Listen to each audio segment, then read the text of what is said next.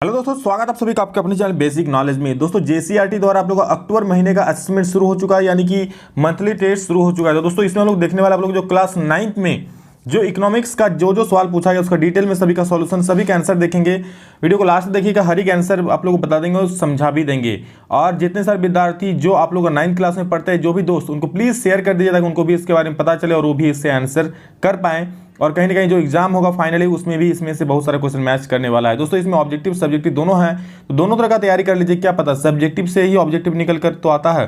तो चलिए इसमें देखते हैं और इसको शुरू करते हैं। क्या क्या इसमें सवाल है सारा चीज आप लोग को बताते हैं। यहाँ देख सकते हैं, यहाँ लिखा हुआ है कक्षा 9th झारखंड शैक्षणिक अनुसंधान एवं प्रशिक्षण परिषद रांची झारखंड द्वारा मासिक जांच परीक्षा सेट 1 क्लास 9, विषय है अर्थशास्त्र, माह इसी महीने अक्टूबर का है, समय 2 घंटे मिलेगा, पूर्णांक 40 मार्क्स का है।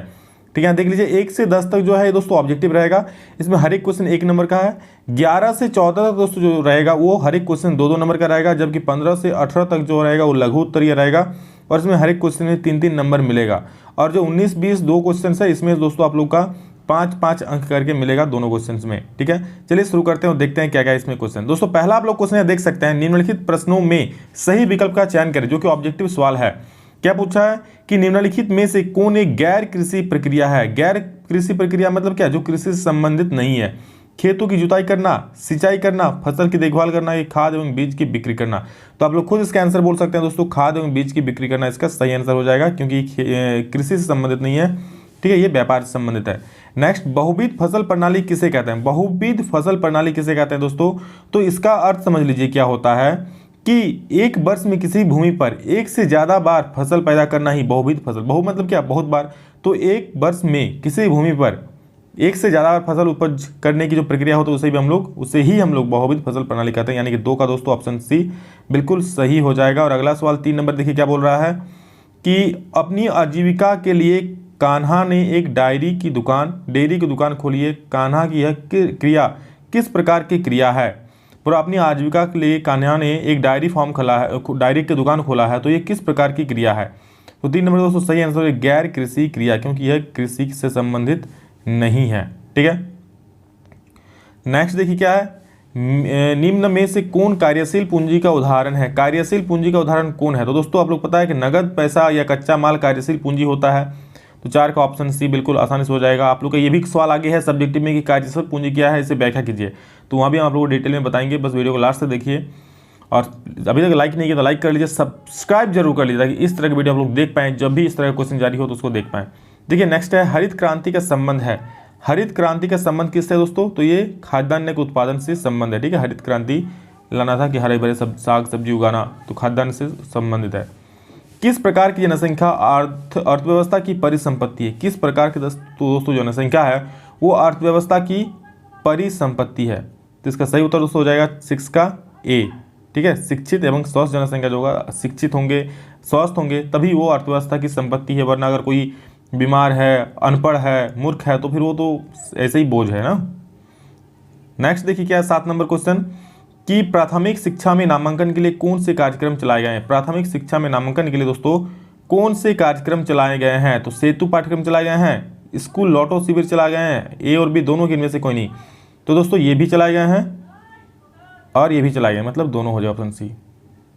तो दोस्तों अगला सवाल हम लोग का 8 नंबर देख लीजिए क्या है कि नीचे दिए गए कथनों में से कौन सा कथन बेरोजगारी को सही तरीके से परिभाषित करता है।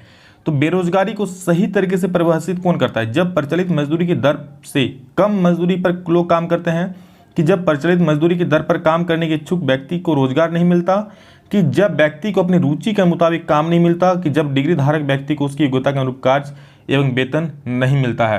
दोस्तों आज ये जो 8 नंबर इसका सही उत्तर हो जाएगा, जब प्रचलित मजदूरी की दर पर काम करने के इच्छुक व्यक्ति को रोजगार नहीं मिलता है। मतलब अगर किसी को रोजगार नहीं मिलता है तो ही हम लोग उसको बेरोजगारी कहते हैं। आपको अगर रोजगार मिल गया तो फिर बेरोजगारी क्यों ना, नहीं ना। तो इसलिए इसका सही उत्तर क्या हो जाएगा, जब प्रचलित मजदूरी की दर पर काम करने के इच्छुक व्यक्ति को रोजगार अगर नहीं मिलता है तो बेरोजगारी की श्रेणी में आ जाते हैं। ठीक है, चलिए अगला सवाल देखते हैं 9 नंबर, जनसंख्या की गुणवत्ता को बढ़ाने वाले कारक है। जनसंख्या की गुणवत्ता को बढ़ाने वाला कारक क्या है।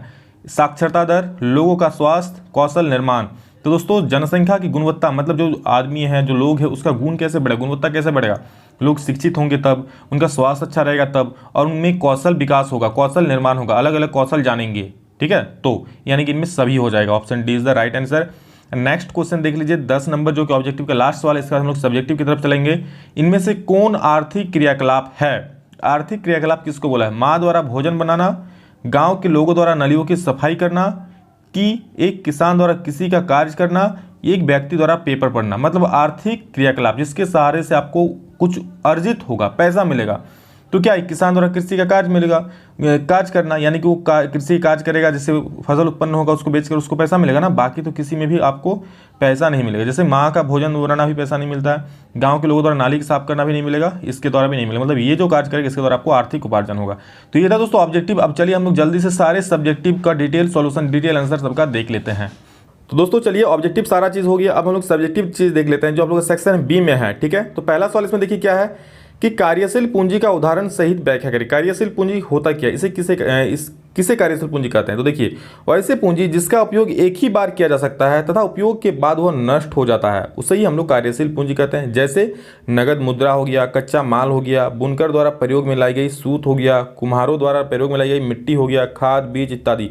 ये सारी चीज दोस्तों कार्यशील पूंजी में आती है। इसका एक बार उपयोग कर लीजिएगा, दोबारा आप नहीं कर सकते। जैसे आपके पास कुछ पैसा है, आप खरीद लिए, दोबारा तो वो पैसा आपको प्राप्त नहीं होगा उस पैसा, ठीक है। बुनकर जो अपना सूत से अपना जो बना दिया कुछ कपड़ा, ठीक है, तो उसके बाद वो सूत तो आपको नहीं मिलेगा, ठीक है। अब नया सूत से दूसरा कपड़ा बनाना पड़ेगा, ठीक है। तो इस प्रकार ये सारा चीज़ है। बहुविध फसल प्रणाली से आपका क्या तात्पर्य है? देखिए एक वर्ष में किसी भी भूमि पर एक से अधिक फसल उत्पन्न करने की विधि को बहुविध फसल प्रणाली कहते हैं। देखिए यहाँ नाम से आपको पता चला, बहु मतलब बहुत, मतलब एक से अधिक। तो एक वर्ष में किसी भूमि पर एक से अधिक बार फसल उत्पन्न करने की विधि को दोस्तों हम लोग कहते हैं बहुविध फसल प्रणाली, ठीक है। नेक्स्ट, बेरोजगारी शब्द से आपका क्या तात्पर्य? बेरोजगारी किसे कहते हैं भैया? कोई देखिए जब कोई आदमी काम की तलाश में हो लेकिन उसे काम नहीं मिल रहा हो तो ऐसी आदमी को बेरोजगार कहते हैं, ठीक है। मान लीजिए कोई आदमी काम ढूंढ रहा है पर उसको काम नहीं मिल रहा है तो उसे हम लोग बेरोजगार कहते हैं। यदि कोई व्यक्ति अपनी इच्छा से काम नहीं करना चाहता है तो उसे बेरोजगार श्रेणी में नहीं रखा जा सकता है। मान लीजिए अगर वो काम ही नहीं करना चाहता, उसका इच्छा ही नहीं है काम करने का, उसको काम मिल रहा है पर नहीं कर रहा है, तब तो वो बेरोजगार उसको नहीं कहेंगे। हाँ, लेकिन अगर कोई काम ढूंढ रहा है पर उसको काम नहीं मिल रहा है तो उसे बेरोजगार की श्रेणी में रखा जाता है। शिशु मृत्यु दर से आपका क्या अभिप्राय है? 4 नंबर सवाल देखिए, प्रति 1000 जीवित जन्मे बच्चों में से 1 वर्ष से कम उम्र के बच्चों की मृत्यु की संख्या को शिशु मृत्यु दर कहते हैं। मतलब प्रति 1000 जो जीवित जन्मे बच्चों में से, ठीक है, 1 वर्ष से कम उम्र के जितने बच्चे मर जा रहे हैं उसे हम लोग, इसी परसेंटेज को हम लोग कहते हैं शिशु मृत्यु दर, ठीक है। नेक्स्ट सेक्शन सी में आ जाइए, क्या बोला है देखिए, उत्पादन के विभिन्न घटक कौन से है? तो उत्पादन के मुख्य तो दोस्तों 4 घटक होते हैं। क्या क्या? भूमि, श्रम, पूंजी और उद्यमी। भूमि क्या? उत्पादन में प्रयोग होने वाले सभी साधनों को क्या कहा जाता है? भूमि कहा जाता है। श्रम किसी भी प्रकार का शारीरिक श्रम जो धन उपार्जन के लिए किया जाता है, ठीक है, किसी भी प्रकार शारीरिक मेहनत करते हैं जिससे आपको धन की उपलब्धि होती है उसे हम लोग क्या कहते हैं? श्रम कहेंगे। पूंजी क्या है? उत्पादन में प्रयुक्त होने वाले साधनों को पूंजी कहा जाता है, ठीक है। कोई चीज़ उत्पादन कर रहे हैं, कोई चीज़ आपको बनाना है, उसके लिए जो साधन चाहिए उसे हम लोग पूंजी कहते हैं। आपके पास कुछ साधन होगा, पूंजी होगा, तब तो आप कोई चीज़ कर पाइएगा। उद्यमी मतलब क्या? ये ऐसे लोग होते हैं जिनका इन सब पर नियंत्रण रहता है, ठीक है। मतलब कह सकते हैं जो फैक्ट्री का ऑनर होता है वही चीज़ उद्यमी होते हैं। ऐसे लोग जो इन सब पर नियंत्रण रखते हैं, अपना फैसला सुनाते हैं, काम की देखभाल करते हैं, ये सारा चीज़ हो गया। एक ही खेत पर उपज बढ़ाने के विभिन्न तरीके कौन कौन से हैं? तो देखिए एक ही खेत पर अगर आप उपज बढ़ाना चाहते हैं तो उसके तरीके निम्नलिखित है। क्या क्या है? पहला, बहुविध फसल प्रणाली अपनाकर, ये तो हम बताएं क्या होता है। आधुनिक कृषि विधियों का उपयोग करके, उन्नत किस्म के बीजों का प्रयोग करके और उचित समय पर उर्वरक, सिंचाई, खाद तथा कीटनाशक का प्रयोग करके। मतलब समय समय पे क्या आपको खाद देना पड़ेगा, सिंचाई करना पड़ेगा, अगर कीट पतंग लग गया तो उसको मारने के लिए, उसको हटाने के लिए आपको कीटनाशक का प्रयोग करना पड़ेगा, ठीक है। अगला सवाल 3 नंबर देखिए, क्या शिक्षा के भांति स्वास्थ्य भी मनुष्य मानव पूंजी निर्माण को प्रभावित करता है? स्पष्ट कीजिए। तो देखिए एक स्वस्थ आदमी अपनी पूरी क्षमता के साथ काम कर सकता है। बोल रहा शिक्षा के भांति क्या मानव पूंजी भी, आप लोग का मानव स्वास्थ्य भी पूंजी को कर सकता है असर इस पर? तो हाँ, कर सकता है। कैसे? एक स्वस्थ आदमी अपनी पूरी क्षमता से काम कर सकता है, लेकिन एक अस्वस्थ व्यक्ति जो होगा वो अपनी पूरी क्षमता से काम नहीं कर सकता, उसे बार बार छुट्टी लेनी पड़ती है। अस्वस्थ व्यक्ति अर्थव्यवस्था पर बोझ भी साबित हो सके। मतलब कोई बीमार है तो वो काम ही नहीं कर पाएगा ना, वो सिर्फ खर्चा करेगा। तो वो अर्थव्यवस्था पर क्या बोझ भी साबित हो सकती है, इसलिए इस पर भी असर पड़ता है। ठीक है, द्वितीयक क्षेत्र के कार्यकलापों का उदाहरण सहित वर्णन करिए। देखिए द्वितीयक क्षेत्र में क्या कार्य होता है, इस पर पूछा है। तो विनिर्माण उद्योग से जुड़ी क्रियाओं को द्वितीयक क्रिया कहते हैं। ठीक है, मतलब विनिर्माण क्षेत्र से जुड़े होते हैं उसे हम लोग द्वितीयक क्षेत्र कहते हैं। कैसे? द्वितीयक क्रियाओं में प्राकृतिक संसाधनों का पूरी तरह से रूपांतरण किया जाता है। जो द्वितीयक क्षेत्र होता है दोस्तों, इसमें जो प्राकृतिक संसाधन है, ठीक है, उसको पूरी तरह से दूसरी चीज में रूपांतरण किया जाता है। कैसे? जैसे लोह अयस्क का उपयोग करके विनिर्माण की प्रक्रिया के जरिए हम कार, बसें, रेल बनाने, जैसे लोहा का यूज करते हैं क्या, कार बनाने में, बस बनाने में, रेल बनाने में, ये सारा चीज। ठीक है, नेक्स्ट देख लीजिए क्या है कि प्रच्छन्न बेरोजगारी और मौसमी बेरोजगारी में क्या अंतर है। तो देखिए प्रच्छन्न बेरोजगारी में दिखता है कि लोगों को रोजगार मिला हुआ है, लेकिन ऐसा होता नहीं है। जो काम एक आदमी से हो सकता है उनमें एक से अधिक आदमी इसलिए लगे रहते हैं कि बाकी के पास कोई रोजगार नहीं होता है। तो ध्यान सुनिए, मान लीजिए कोई काम है, ठीक है, उसको करने के लिए आपको 5 व्यक्ति की जरूरत है।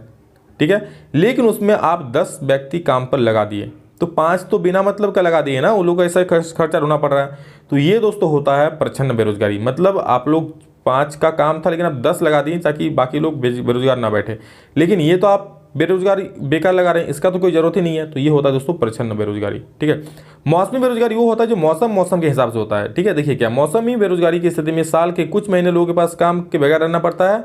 दोनों प्रकार की बेरोजगारी अक्सर गाँव में देखने को मिलती है। बोरा मौसमी बेरोजगारी क्या है, जो कुछ समय में देखेगा, जैसे जब सब्जी होगा, फसल होगा, तब तो वो काम मिल जाएगा, लेकिन जब फसल होगा नहीं, जब खेती का सीजन समाप्त हो जाएगा, तो उसको बगैर काम के रहना पड़ता है। ठीक है, तो ये होता है मौसमी बेरोजगारी। और दोनों प्रकार दोस्तों जो बेरोजगारी होता है वो अक्सर गाँव में ही देखने को मिलता है। ठीक है, और इसका चलिए अंतिम सवाल है, इसका देख लीजिए क्या है। प्राथमिक, द्वितीयक तथा तृतीयक क्षेत्र में किस तरह की विधि व आर्थिक क्रियाएं संचालित की जाती है। तो देखिए प्राथमिक क्षेत्र क्या है, जो आर्थिक क्रियाएं कृषि, मुर्गी पालन, मछली पालन, वानिकी, पशुपालन, खनन, उत्खनन आदि से संबंधित होती है, उन्हें प्राथमिक क्रिया कहते हैं। द्वितीय क्रिया क्या, विनिर्माण से जुड़ी क्रियाओं को द्वितीय क्रिया कहते हैं। द्वितीय क्रियाओं में प्राकृतिक संसाधनों का पूरी तरह से रूपांतरण हो जाता है, मैंने आप लोग बताया। जो क्रियाएं, तृतीय क्रिया क्या है, जो क्रियाएं प्राथमिक और द्वितीय क्रियाओं का समर्थन करती है उन्हें तृतीय क्रिया कहते हैं। कैसे? बैंकिंग, ट्रांसपोर्ट, वित्त, दूरसंचार आदि तृतीय क्रियाओं का उदाहरण है। जैसे बैंक क्या करता है, हेल्प करता है पैसा निकालने में, देने में। ठीक है, ट्रांसपोर्ट चीज़ों को एक जगह दूसरी जगह ले आने जाने में। ठीक है, तो ये उसको हेल्प करता है, बाकी प्राथमिक और द्वितीय क्रियाओं को। तो इस प्रकार दोस्तों ये आप लोग का सारा समाप्त होता है, जितने सारे ऑब्जेक्टिव सब्जेक्टिव सब बता दिए। ठीक है, आप लोग बस कोई भी दूसरा क्वेश्चन है तो आप लोग मुझे टेलीग्राम में सेंड कर सकते हैं, या फिर इंस्टाग्राम में भी आप मुझसे जुड़ सकते हैं। ठीक है, कुछ अगर पूछना रहेगा तो। ठीक है, सभी लोग सब्सक्राइब कर लीजिए इस तरह की वीडियो देखने के लिए और अच्छे से पढ़ाई करने के लिए। चलो दोस्तों अभी के लिए इतना ही, फिर मिलते हैं नेक्स्ट वीडियो में। तब तक के लिए जय हिंद, वंदे मातरम।